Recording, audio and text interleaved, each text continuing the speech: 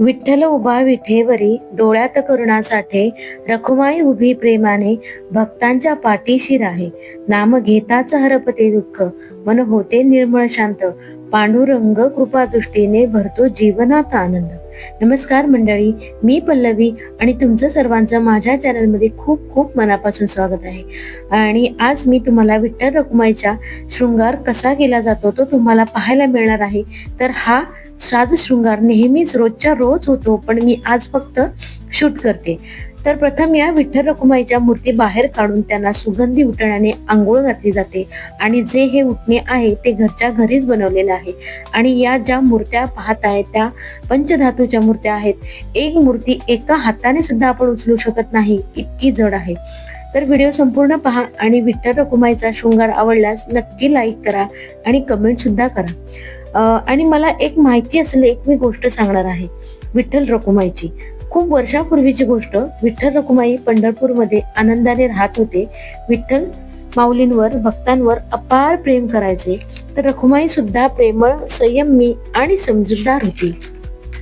एके दिवशी भक्त पुंडलिकाची सेवा पाहून विठ्ठल माऊली इतके भावुक झाले. एक दिवस माऊली स्वतः पुंडलिकाला भेटण्यासाठी त्यांच्या घरी आले. पुंडलिक आई वडिलांची सेवा करत असताना पाहून विठ्ठल पुंडलिकासाठी विटेवर उभे राहून वाट पाहू लागले. पण खूप उशीर झाला, माऊली आले नाहीत. हे पाहून रखुमाई दुखावल्या आणि रुसून पंढरपूर सोडून निघून गेल्या. असं म्हणतात की विठ्ठल माऊलींना रखुमाई शिवाय पंढरपूर सुन सुन वाटू लागलं. देवळात पूजा झाली, अभंग गायले गेले, पण माऊलींचं मन मात्र शांत नव्हतं. मग विठ्ठल माऊली स्वतः रखुमाईला मनवायला गेले. त्यांना पंढरपूरला येण्याची विनंती केली. रखुमाई माता परत आल्या, पण मात्र त्या वेगळ्या जागी विराजमान झाल्या.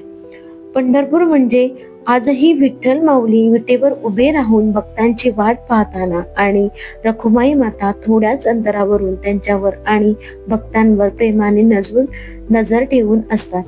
आणि तुम्ही जे हे वस्त्र पाहताय ना, म्हणजे दोघांच्या जोडीचे वस्त्र ते खास शिवून घेतलेले आहेत आणि खूप सारे कलर्स मध्ये आहेत. एवढ्या सुंदर सुंदर वस्त्र आहेत ना, म्हणजे ही साडी बघा खूप सुंदर आहे. म्हणजेच अगदी साडीसारखीच साडी शिवलेली आहे. मी नक्की फोटो शेअर करेन.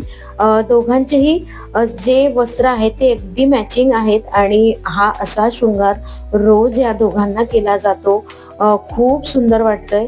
आणि मला नक्की कमेंट करून सांगा की तुम्हाला हा शृंगार कसा वाटला आहे. आणि या दोन्ही मूर्ती पाहून असं वाटत ना की साक्षात पंढरपूरच्या रखुमाईचं आणि विठ्ठलाचं शृंगार करताना मी पाहते असं वाटत होतं. या मूर्त्या एवढ्या मनमोहक आहेत आणि अजिबात या मूर्त्या काळ्या पडत नाहीत, कारण या अगदी पंचधातूच्या मूर्त्या आहेत. एका हाताने अजिबात उचलत नाहीत, एवढ्या खूप जड आहेत या मूर्त्या. आणि नक्की मला कमेंट करून सांगा की तुम्हाला हा विठू रखुमाईचा शृंगार कसा वाटला. विठू नामी रंगुनी मन, रखुमाई कृपेची सावली, दुःख दूर पळे जीवनी, पंढरी आनंदाची पावली. नक्की मला कमेंट करून सांगा की तुम्हाला हा विठ्ठल रखुमाईचा शृंगार सोहळा कसा वाटला. तर व्हिडिओ संपूर्ण पहा.